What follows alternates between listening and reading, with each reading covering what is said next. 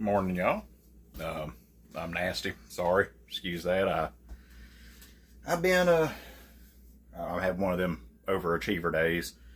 I've done we got up before dawn. I cooked breakfast, got my nephew off to school, came back, did a load of laundry for my mama because her washers broke. Did a week's worth of forging, blacksmithing, and I decided. So my mother had brought this over here. It is this big old beautiful Lodge cast iron skillet, and it is as nasty as a cast iron skillet's ever been. And so I thought I would. I've been thinking about doing a video about working with cast iron, like, fixing it up. I've been thinking about doing that anyway, so I figured it'd be a good opportunity. So, step one. Let me get y'all situated here. I'll take a show y'all up close. It is just horrible. All this is the last person who seasoned it, and I disagree with this to begin with. The last person who seasoned this apparently used olive oil. I don't like to use olive oil in these. In my opinion, it tends to build up a little bit more. As you can see, oh Lord, look at that tarry mess right there. It's like tar. It's like roofing tar if you ever done roof work. Bring the trash can a little closer up here. On top of that, whoever cooking this last, a lot of this is just grease from a previous cooking of some kind that was just left to burn on in a non-productive way. Oh. And it just turns into this gummy mess. It's horrible. And so this is going to need to be re-seasoned for sure. So I just look at that mess. This sticky. And then I don't know where. Bless Mama's heart. I don't know what she had done to store this thing, because I'd already got some of it out before I started the video. But there was a little bit of this black gummy stuff where somebody had taken like a black plastic, like the bags you get at like the gas station where you buy some chips and stuff. Them black plastic bags. Somebody had put one in there, and it had oh goodness, seized to that tar that's in here. So re-seasoning the skillet. This skillet's black iron already. They do not come that way. When they come out the factory, they are not this color. This color comes from what is called the seasoning. What is the seasoning? The seasoning is basically a layer of baked on grease. It is a layer of grease, of oil, that is just impregnated onto this metal. It is thick. It is, because the metal is porous, it is in there. And that just is how it is. That is what makes these, for the most part, non-stick. You do still need to oil before you cook in them. We've done a lot of cast iron cooking on my channel. But it makes them, for the most part, non-stick. And that's what makes them super easy to clean. Is because you want to keep that layer of oil. Really, what you're doing is just taking off a little bit of that layer of seasoning when you clean it. And, then the proper thing to do is to reapply the oil every time you cook in it. And you just keep these layers of grease going. This is also where, like, the idea that, like, oh, grandma's food was just always better. Well, where that comes from is that a lot of grandmas, especially way back when, they were cooking in these. And what ends up happening is when you have that good seasoning, those just layers and layers of different cookings of stuff, the seasoning that's in here, the baked on oil that's on this, picks up the flavors of previous meals and just develops a depth of flavor that you just don't get with a different pan. And that's why you could, like, take grandma's recipe and you could cook the exact same thing to her specifications and it not be right. And it not taste like grandma's. And that's why it didn't taste like grandma's, because it didn't come out of grandma's pan. I'm trying to think of any other just common cast iron things to talk about. There's a big debate about using soap. I generally do not use soap in my cast iron. It doesn't do much for it. It just reduces the amount of elbow grease it takes to cook it sometimes, clean it sometimes rather. But then, generally speaking, you need to, it's not going to stick in that seasoning enough to poison you. That's a myth. That soap is not going to get into the seasoning that's on there. It's just going to take it off. Any dish soap you buy, Dawn, whatever, is a degreaser at its core. So it's going to take off layers. It's not going to sink in and stay in there. If it did, you would know it, because when you start trying to cook anything, you start seeing them bubbles, you start burning soap. So that's not one to worry about. I don't personally do it. There's some really old skillets you can find that, if they still have the instructions on them, instruct you to use soap. But there's just a little bit of a... It also has just to do how you cook in it and what you do with it. Some people talk about that you don't ever use acidic things in an iron skillet. That they would freak out on me. Lord, they would freak out on me for me putting tomatoes and stuff in one of these. Them tomatoes don't hurt that seasoning. As long as you take care of this properly, you can boil in them. You can make whatever you want in them. And I use mine for a lot. I use them to fry. I use them to... I've got 1, 2, 3, 4, 5, 6 that I use regular. 6 different pieces of cast iron that I use very regularly. I even have one of these that I take if I go hunting camping. That's my little camping skillet right there. Leave it hung up. This was actually a Walmart sells them around Christmas time. They come with a mix to make a big cookie in it. I didn't buy it for the cookie. I bought it for the skillet, and it's just a good little cast iron skillet. Great little thing to put in a backpack on a big hunting trip. That, especially if it's a solo trip, it's just you. Well, that's enough to, fry a little biscuit, piece of meat, something like that, bannock bread, whatever, what have you. Getting most of this out now. But anyway, so we've got that pretty scraped out. And it's, let me tell you, that's a good old tool right there. It holds a razor blade in the end of it. Razor blade screws onto it. Has that little clip in it. Clips it shut, clips it open. Had that for a lot of years. But now, we're going to get down here in the cabinet. And we're going to get, not by great value, but we're going to get us a Brillo pad. That's just the way to do it. I'm going to get me some water on it. Get it good and going. Get that water in there. And this is where your work starts. Because when you're reseasoning a skillet, that little piece, there was sawdust in this darn thing for some reason. I don't know what on earth my mama was doing, what table she had it on. But either way, with this particular one, this middle part ain't the worst. It's not. But them edges right there, them corners, you can see how, that Brillo pad soap, you can see the color it's turning already. Looks like darn gravy.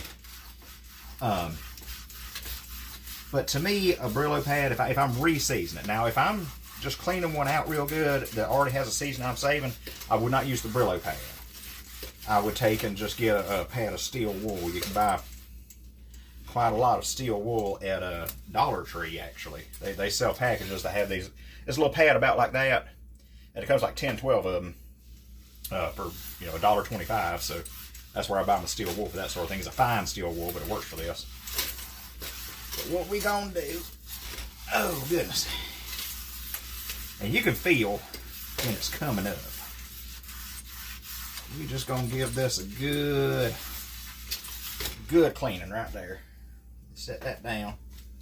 I mean, just look at all the horribleness in it. And I'm gonna come over here, and I know you're not on camera right now, but all I'm doing is rinsing it out to see where I'm at. I may need some more scraping. I'm sure I need some more scraping. And not as much as I thought it did, actually.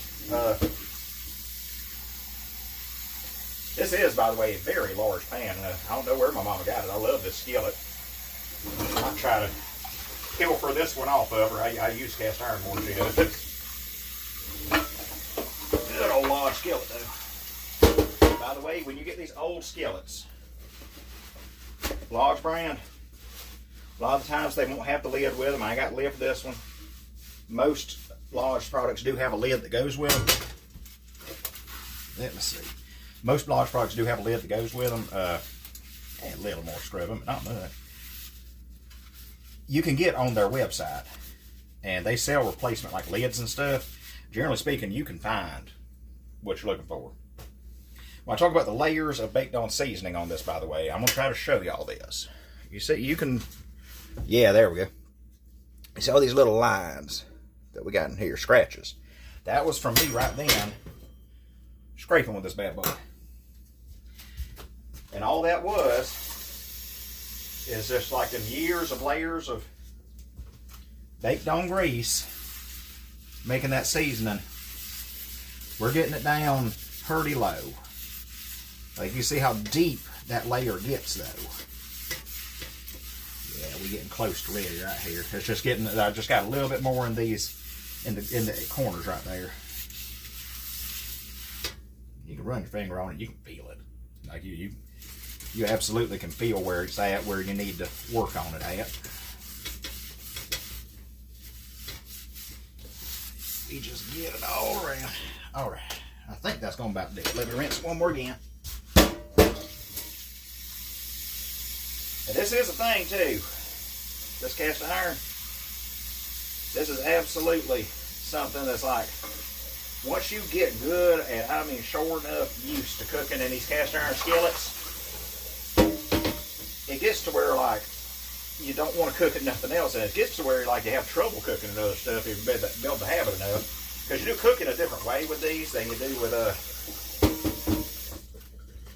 with like, you know, non-stick and Magnolites and stuff like that. No, excuse how dirty my stove is, by the way. I know it needs cleaning too.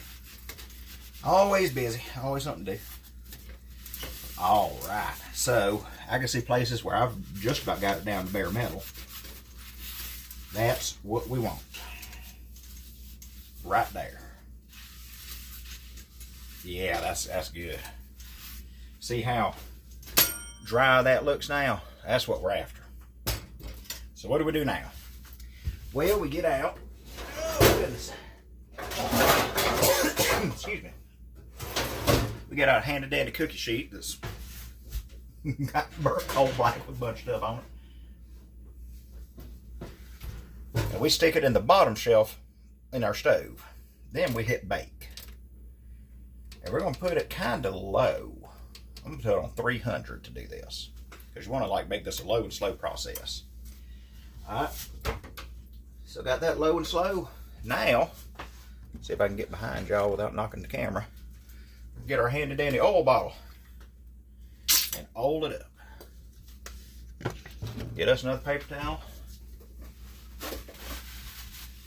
And we're just going, I mean, just grease the mess out of this thing. You see how much grease is in there. It's shiny now. That's what you want. You want to get it all up on. We get it on these edges right here. I ain't worry about the handle too much. The handle is in good shape. So we gonna just rub this in, get it good coated. All right, you see that's a mess of grease. I'm not even letting it preheat. We're going to go ahead and stick this thing in the oven. But the thing to do when you season a cast iron that's really going to make it easier for you, make it work good for you, is when you get this grease in it, you're going to bake this grease onto it, do it upside down. Flip this skillet and just put it on your top shelf in your stove, in your oven. That's why I put the cookie sheet down there, so that the cookie sheet will, you know, catch, like there's going to be a few drippings of oil and you don't want to have to clean out the bottom of your stove. That's all we're going to do. Right there. We are going to let that go. And ever so often today, we are going to, it's going to take a while now. I mean, it'll take a minute. This is not a quick one and done project. But we're going to take and get it in there. We're going to let it bake and bake and bake, and then we're going to look at it. And when we look at it, we're going to see, like, okay, like, does it look like good seasoned cast iron, doesn't it? Take it out. If it doesn't look like it, oil it again. We're just going to see. So I'm going to be back with y'all after a while. I'm about to go, I got some errands to run, and I got material reduction to do. I forged 3 knives start to finish this morning. I need to grind blades into all of them. But so I'm going to be in and out today, and we're going to be looking and see how our skillet's doing. So y'all stick with me. Alright, y'all, it's been a pretty good bit. I'm going to put on my ridiculous oven mitt that my aunt got me. And we're going to get this skillet out, and we're going to see how she's doing. Oh, big, heavy skillet. Oh, goodness. That's about done right there. That's about what you're looking for. Whenever you get one seasoned like this, and this has been baking upside down, I did turn the oven down at a point. It just felt like it was getting a little extra hot. It may just been the oil that I was using, but it felt like it was getting a little hotter than it needed to be. So I took and turned it down to 220, which I can turn my oven off right there. But you get it to that point, and all else you got to do, obviously we're going to let it cool on top of the stove. This thing's 220 degrees.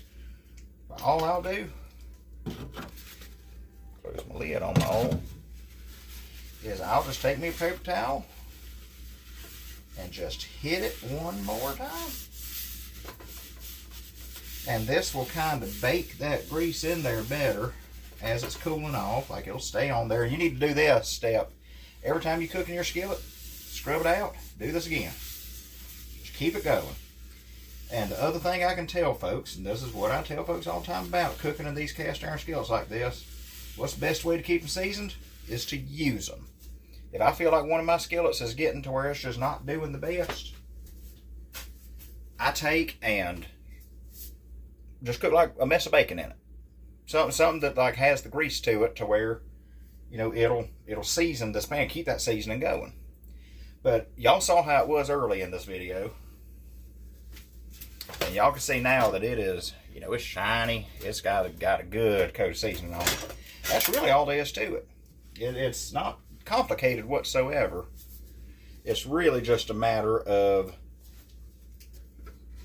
oop, I was trying to hang up, it's got this weird thing there, I was trying to hang it up. But it's really just a matter of elbow grease. It ain't complicated to do it at all. It's just takes some time and effort. So I sure appreciate y'all joining me for this little video on cast iron, and, you know, it's a little something different. You know, I know the past, like, several videos I've done have been cooking stuff. I didn't want to do another cooking video for the next one, so this is a good little project for us to do. We'll do some more stuff that's not cooking here pretty soon. I've got a couple of projects lined up that I want to do anyway, and I'll certainly film them for y'all. But so I appreciate y'all joining for this video, and I will see y'all next time. So y'all have a good one.